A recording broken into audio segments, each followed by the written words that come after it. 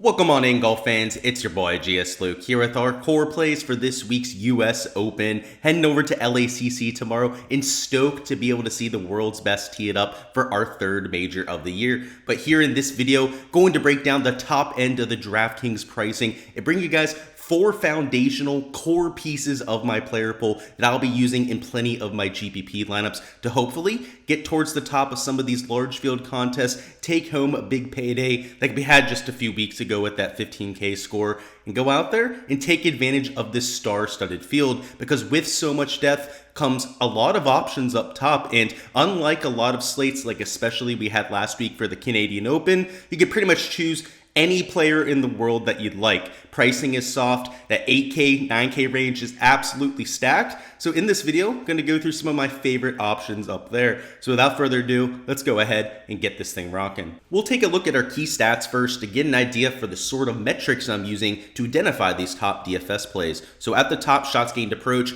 not a huge surprise there, is almost always going to be the number one key stat in my model. But what's worth focusing on this week are a few ranges that are perhaps a little bit more important. Most notably, that 50 to 125 yard range is going to be a little bit more important with multiple drivable par fours. You're going to have a few shorter par fours that you'll have 100 to maybe 125 yards and in, and then some of the longer irons, the 225 to 250, that 200 to 225, and I would say even this 175 to 200 yard range are going to be used a lot more around LACC than what you're going to see at most tour tracks. You've got a bunch of longer par fours, particularly towards the end of this golf course. You've got the par threes that are mostly in that 175 to 200 or that 200 to 225 yard range. And if you're completely discounting these 250 plus yard shots, I also think that's not really the move, because this week you have two par threes that are 290 yards, and then the three par fives where you'll be hitting plenty of those woods off the tee or off the fairway,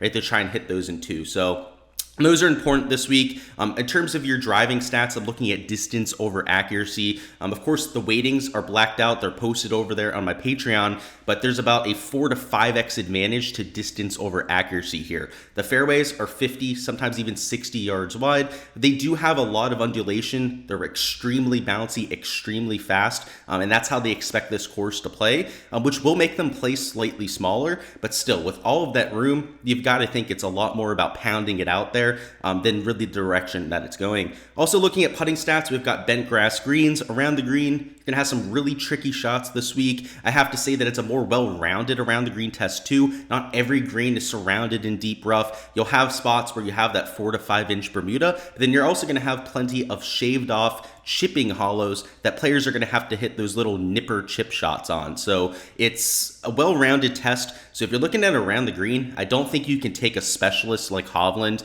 that you think is just only good out of that rough, right? He's going to have to hit those shaved off fairway area shots too. So something to keep in mind. Looking at major championship results, that's always important, particularly for a US Open setup. Birdie or better percentage, more a fantasy stat. Firm greens, looking at West Coast swing, and for our comps, it's Riviera, Augusta National, and Torrey Pines. Riviera is also a George C. Thomas design, also similar part of the country, so some parallels there. Augusta National has very similar greens, real difficult around the green shots, like what you're going to see here. And then LACC, that deep Bermuda rough, it's not the same type of grass as what you get at Torrey Pines, but at Torrey Pines, they almost call it that US Open, PGA Championship type of rough, so you can get that sort of crossover there. And with that in mind, right, what kind of players are we looking for? Well, they need to be well-rounded, right? Around the green, very difficult. The greens here are going to be very difficult to putt. Off the tee, right, it's more about the distance than anything, but you can't fall asleep there.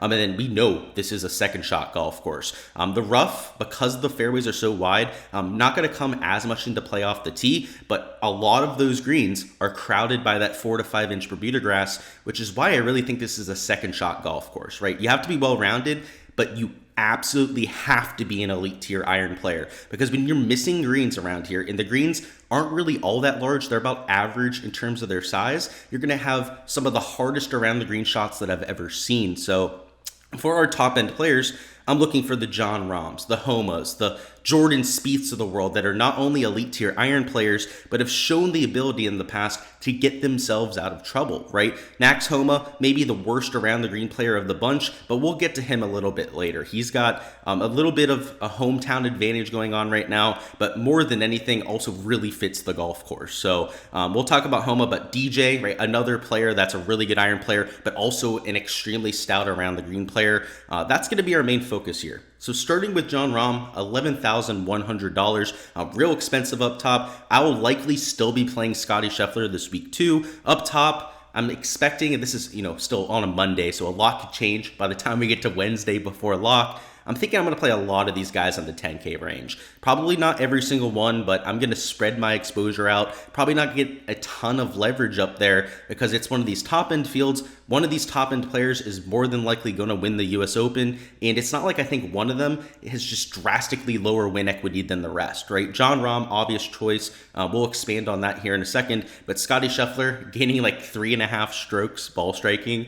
You got Brooks, who won last time out, second at the Masters. Patrick Cantlay, who loves the West Coast, has been playing well on his own. And then Hovland, right, who probably should have won the PGA Championship. So you've got a bunch of good options up here. My favorite, though, is Jon Rahm. I shouldn't say the issue, right? I guess the issue with some of the other players, let's exclude Scottie Scheffler there, is that they haven't been posting 7-8 shots gained on approach kind of tournaments. Jon Rahm last time out gained 9 strokes on approach at the Memorial and didn't win, right? It was all about the putter. He lost a bunch of strokes there. A few weeks before that, gained 7 strokes on approach, gained 10 strokes on approach a few weeks before that. He's one of the only players in the world that is just destroying ball striking stats, like a Scottie Scheffler. So I like that. But what I really think gives him the upside here and why I like him more than Scottie are the putting stats, right? He's still hitting the ball well. Now, he's not on Scottie's level, right? Like I said, almost gaining 3.5 strokes per round, but he's gaining with the flat stick.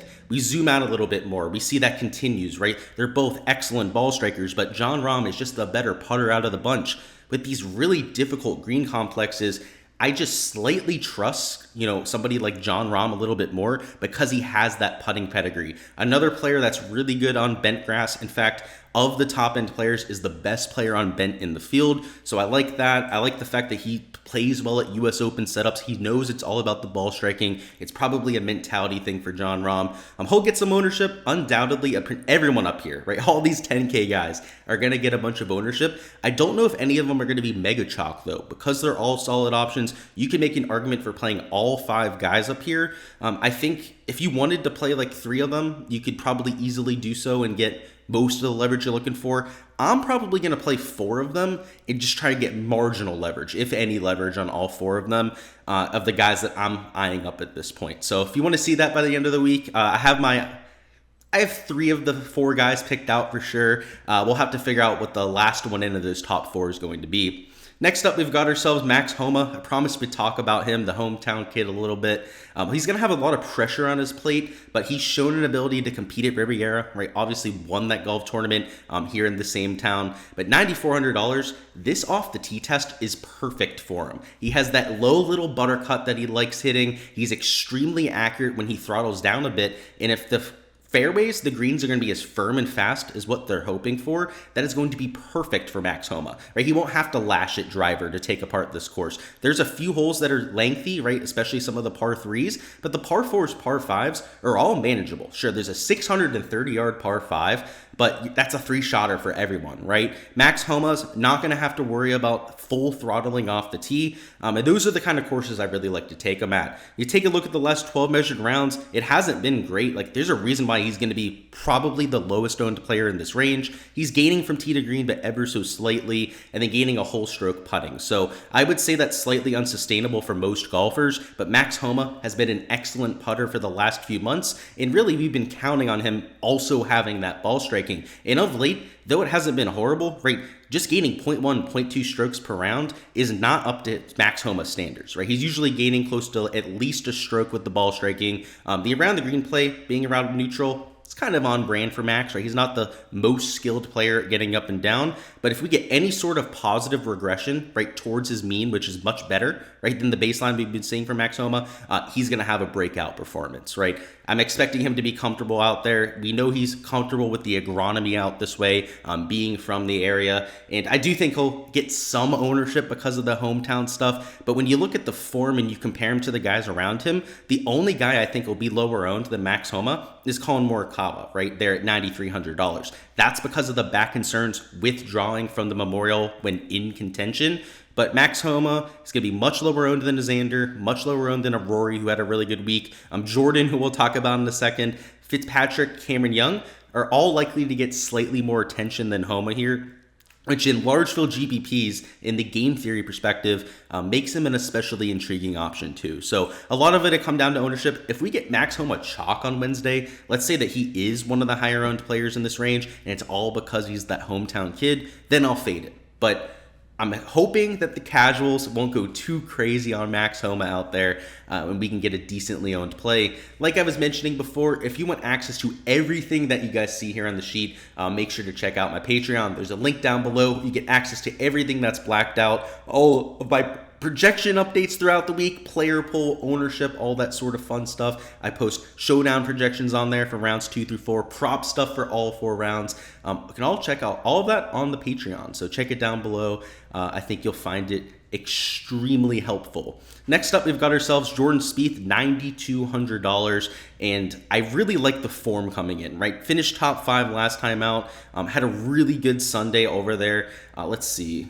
Let's look at this form, right? T5 cut, okay, not great. T29 cut. So I don't think he's going to be as chalky as it could be, but I like the ball striking we saw at the Memorial. He was one of the better players in the field there. The putter looked a lot better as well. He looked much more comfortable with those 5 to 10 foot putts, and he's cheap enough. I think he'll be low owned enough because of some of those missed cuts that we can also, kind of like a Homa, take him as somewhat of a pivot. Now, I do think that Homa's going to be lower owned than a Jordan Spieth.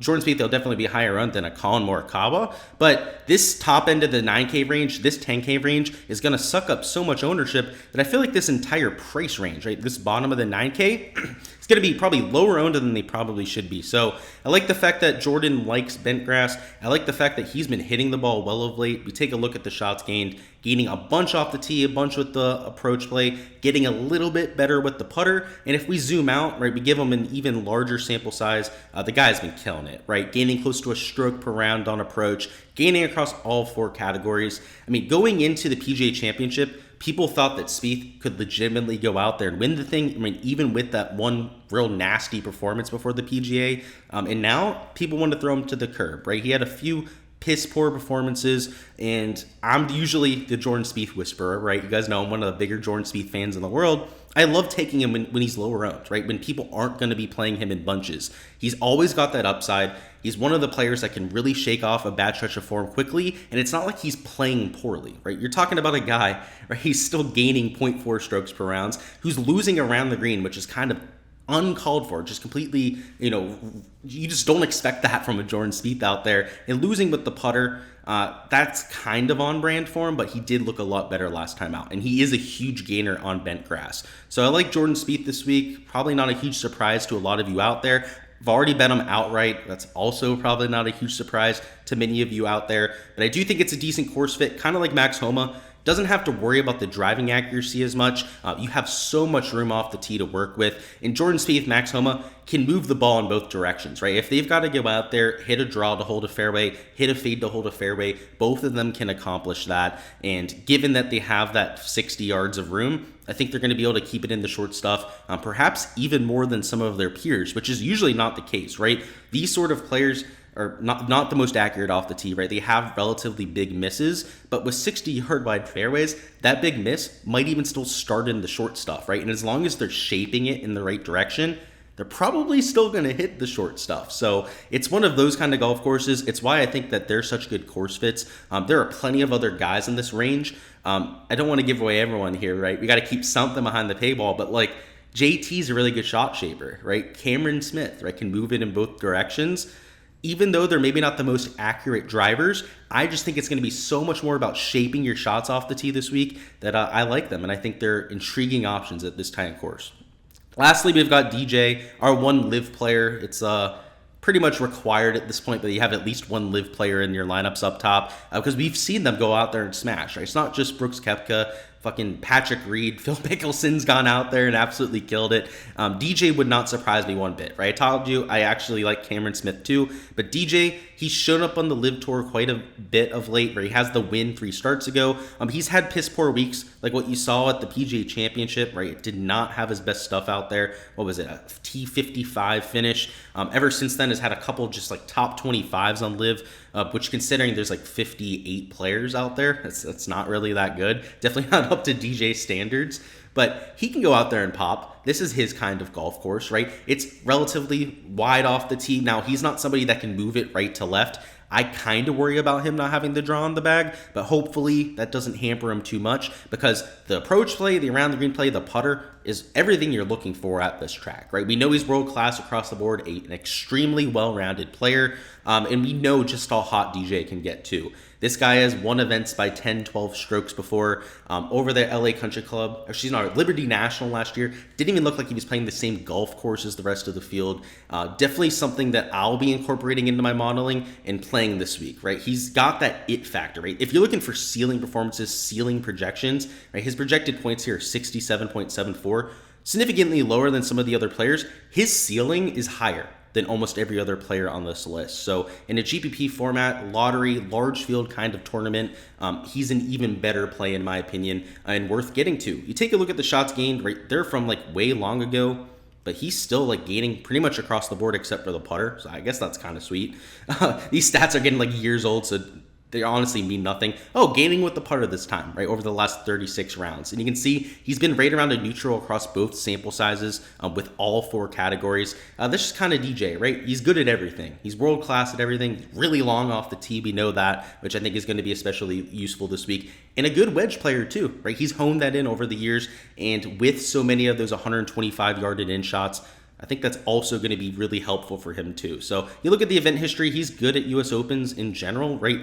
Bunch of top 25s, third, T6, obviously has the win at Oakmont back in the day, so hopefully can channel some of those vibes and perhaps be that live player that breaks through this time around. Alrighty guys, that is all I've got for the core plays this week. Before you hopping out of here, first off, go ahead, smash that like button, but also go ahead and let me know who you've got winning this golf tournament. For me, I'm gonna stay out of the 10K range, right? Try and be a little bit more off the board about it. We'll go Max Homa, right? It would just be a fantastic story. We had Nick Taylor winning in his home country last week. Well, why not Max Homa winning in his hometown this time around? I like the course fit. I like the fact that he's going to be overlooked. You're getting excellent value from the outright market on Max Homa, even with some of the hometown narratives. So I'll go with him as my play, but go ahead, let me know your thoughts down in the comments. And gonna have value plays dropping a little bit later this afternoon. And then, of course, our weekly live stream Wednesday. We won't have fades and sleepers dropping. We're not gonna have a prop video dropping this week because I will be traveling for all of Tuesday. So I'll be out of town Tuesday. I'll be on the course for the practice round on Wednesday doing our